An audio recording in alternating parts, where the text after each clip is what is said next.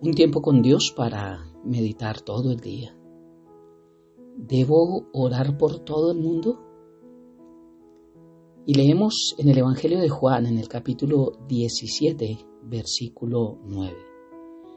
Y dice la palabra de Dios: yo ruego por ellos, no ruego por el mundo, sino por los que me diste, porque tuyos son. ¿Debo orar por todo el mundo?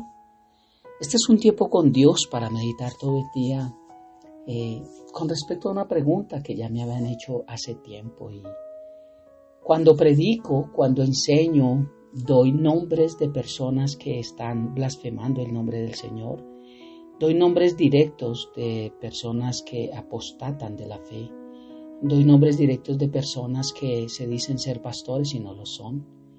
Doy nombres directos de personas que están manipulando a personas con el dinero a través de pactos, de siembras, de primicias, de tergiversando esta parte. Y por eso es que cuando se dice de iglesia cristiana o de pastor, el mundo, lo primero que habla es de dinero, porque creen que todos somos, como dice el dicho, cortados con la misma tijera.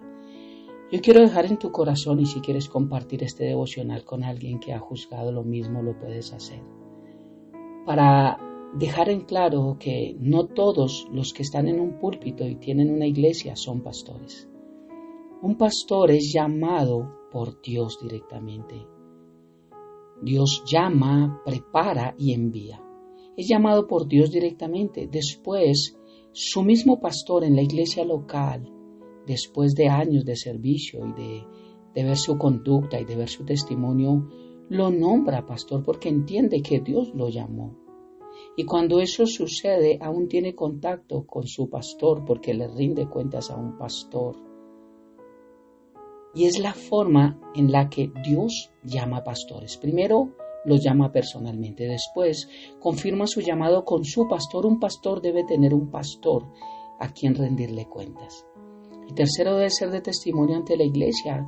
Esto no sucede así que alguien sea pastor y la iglesia nunca se entere. La iglesia debe enterarse por qué fue llamado pastor y decir, ok, sí, confirmamos que esto es cierto. Todo esto lo he enseñado en devocionales anteriores, cómo el rey David fue nombrado, cómo fue nombrado Saúl y cómo el pueblo estuvo de acuerdo a través de su testimonio. Esto para que la gente sepa que no todo el que está en un púlpito es pastor. Hay personas que se han llamado a sí mismas.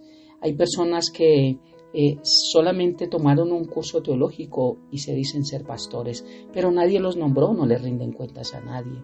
También hay pastores que nunca se prepararon teológicamente y aprenden en las redes, en YouTube, en Facebook, y eso mismo lo predican sin verificar si es lo que dice la palabra de Dios, porque nunca han tenido un estudio teológico, no saben tener una hermenéutica, no saben estudiar la palabra y no saben cómo se estudia la palabra de Dios.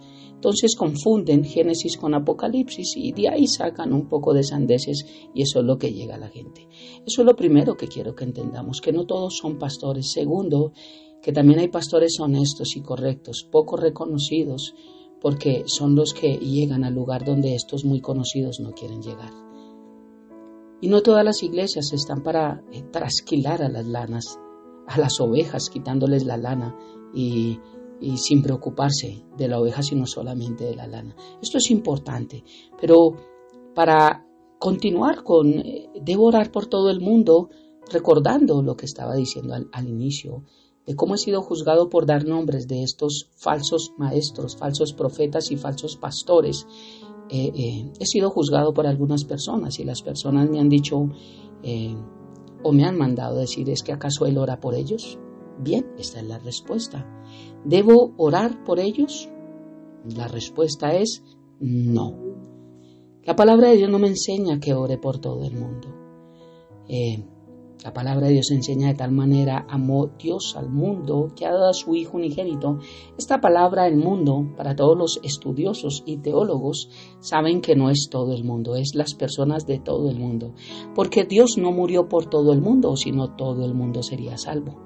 La palabra de Dios dice que Él murió nos llama manada pequeña.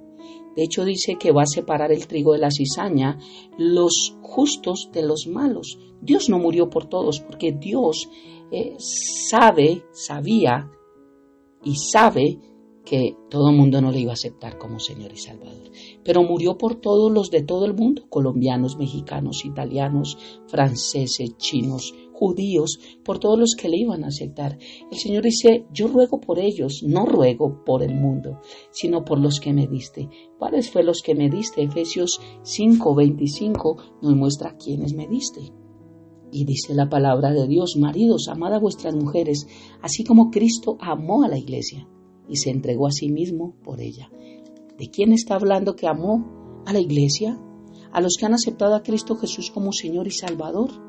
A esos, por esos Cristo vino a morir, por esos Jesús ruega, por ellos derramó su sangre, por ellos entregó su vida para los que le íbamos a aceptar como Señor y Salvador.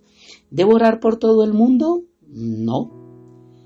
¿Es que acaso Dios manda orar por Satanás? ¿Es que acaso Dios manda orar por los demonios?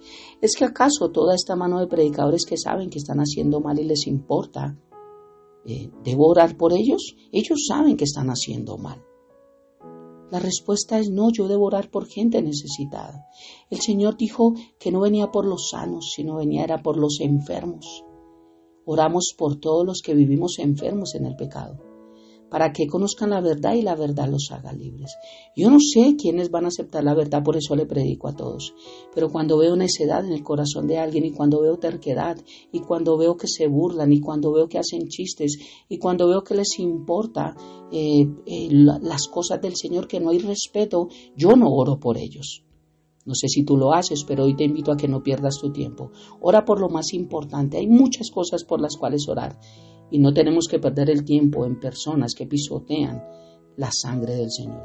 Lee Salmos capítulo 1 y te darás cuenta que el Señor dice, bienaventurados los que no tienen coinonía con tres tipos de personas. Ahí nos enseña, bienaventurados. Te voy a dar unos versículos en este corto tiempo, como Pablo públicamente daba nombres y decía, tengan cuidado con ellos. Públicamente, si Pablo lo hacía en la iglesia, si Pablo lo dejó escrito, Dios a través de él dio la bendición de permitir que esto quedara plasmado. Nos está enseñando que dar un nombre de personas que vienen a dañar la iglesia, personas que tachan el nombre del Señor, personas que dan mensajes incorrectos, solamente de positivismo, solamente de prosperidad, solamente emocionales para levantar el gigante que hay en ti, pero que no confrontan con el pecado. Estos no son llamados de Dios. Y algunos versículos que tengo acá te los voy a dar. Dice Hechos capítulo 13, versículo 6. Después de haber recorrido toda la isla hasta Pafos, encontraron a cierto mago, un falso profeta judío llamado Bar Jesús. Tercera de Juan capítulo 1, versículo 9 dice, escribí algo a la iglesia, pero Diótrefes, a quien le gusta ser el primero entre ellos, no acepta lo que decimos. Segunda de Timoteo capítulo 2, versículo 16 y 17 dice, evita las palabras vacías y profanas, porque los dados a ellas conducirán más y más a la impiedad, y su palabra se extenderá como gangrena, entre los cuales están Himeneo y Fileto. Primera carta a Timoteo, capítulo 1, versículo 19 al 20. Guardando la fe y una buena conciencia que algunos han rechazado y naufragaron en lo que toca a la fe, entre los cuales están Himeneo y Alejandro, a quienes he entregado a Satanás para que aprendan a no blasfemar. Si la palabra de Dios es torcida, es tergiversada, el evangelio perturbado, y se percibe que la verdad no es honrada, y la iglesia se ve tocada por esto, perjudicada y confundida, aquí vemos que había que mostrar el error y dar nombre propio de los que llevaban el error. Así que, ¿cómo nosotros como hijos de Dios debemos actuar diferentes si vemos lo mismo que está pasando alrededor? Y debemos dejar que muchos sigan siendo engañados y manipulados. O sea que un pastor no puede hablar y decir ten cuidado, con estos falsos profetas porque ya lo hace malo. Porque toman este versículo de no juzguéis y no seréis juzgados.